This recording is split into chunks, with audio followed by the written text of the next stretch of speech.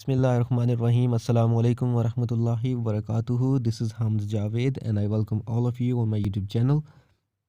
Today in this video, I will teach you what is the use of Zair, as I have taught you what was the use of Zabar in my previous lecture. Those who have missed my all previous lectures, I would like to request them to watch those lectures first, otherwise you will not get this lecture.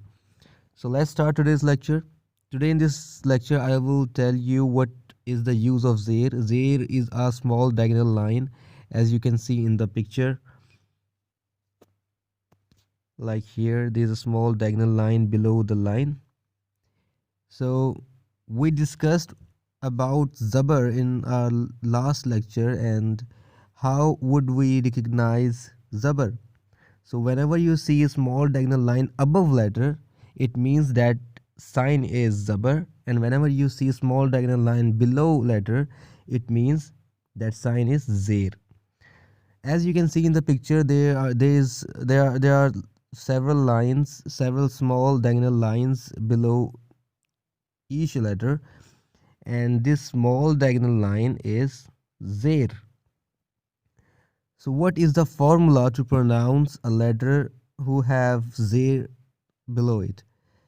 As we have discussed about Zabar, as we have discussed the formula about Zabar, like first of all you have to make a sound, then you add a in it. So here the formula is very similar, but there is a small difference. Whenever you see Zair below any letter, first of all you make a sound of that letter and then you add e in it. In Zabar we have to add a sound, and in Zair we have to add e sound. For example, here in very first box there is Zair below alif, so we will pronounce it e. And how would we spell it? Alif Zair e, alif Zair e.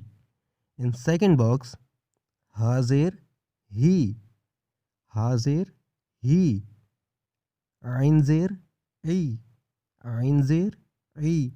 As I have told you the rules, those 2 points that you do not have to follow, and I'm repeating those points again. The first point was you do not have to stretch the sound. For example, there is a difference between alif Zair e and alif Zair e. So in the second time I am stretching the sound. So you don't have to stretch the sound, you have to pronounce it like alif Zair e. And the second point was there is a difference between alif Zair e and alif Zair e. If you notice, when I am pronouncing this letter second time, I am giving it a jerk. So you don't have to do this. Just be normal, read it normally, and spell it like alif Zair e. That's it. Alif Zair e. It's not e or e. No, it's alif Zair e.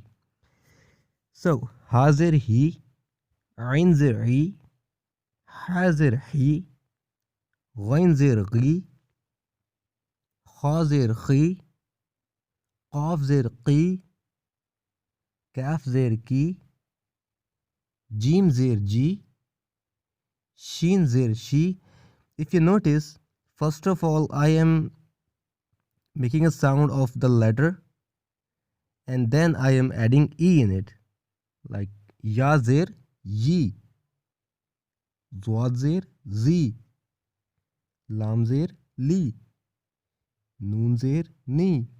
I'm not saying noon Zair ni or noon Zair ni. No, it's noon Zair ni. Ra Zair ri, twa Zair ti, dal Zair di, ta Zair ti, swad Zair si, sin Zair si, za Zair zi, za Zair zi, zwa Zair zi, zal Zair zi, sa Zair si, fa Zair fi, waw Zair V, Bazir, B, and Meme Zir, me. Okay, let's suppose this small diagonal line that you are seeing below each letter. For example, in case that small diagonal line you see it above the letter, then how would you pronounce it? Then you will pronounce it alif zabar a.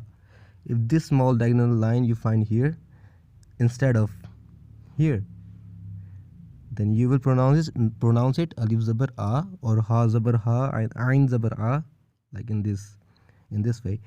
And whenever you see a small diagonal line above any letter, that sign is called zabar.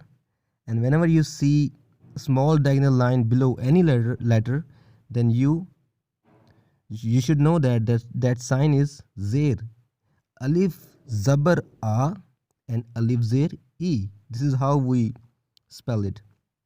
And so let me tell you again, zabar sounds like a and zair sounds like e.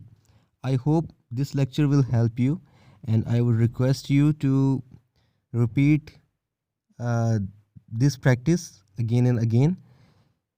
And I would like to request all of you to please subscribe this channel so that you may also receive further lectures.